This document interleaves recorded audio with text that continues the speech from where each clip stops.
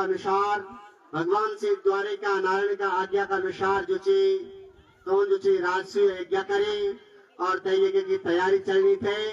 तय यज्ञ में जो चे भारतवर्ष का ऋषि मुनि ब्राह्मण लोग पहुंच के न और कलश यात्रा चलनी थे। और आप ये कथा सुनला तेगा बाद भगवती जगत जननी जगदम्बा को चीर हरण की कथा आप लोग श्रवण करला, शांति को दान दिला। बोल सत्य सनातन धर्म के, बोल कृष्णचंद्र भगवान के।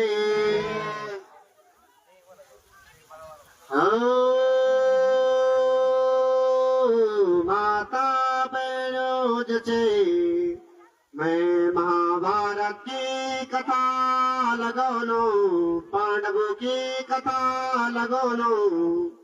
आप लोग कथा माज जीवल नारायण ध्यान लाधारला।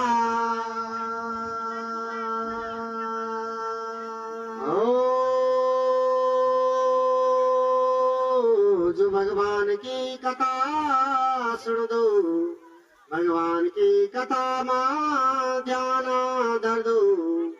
भगवान ते की मनोकामना जो छे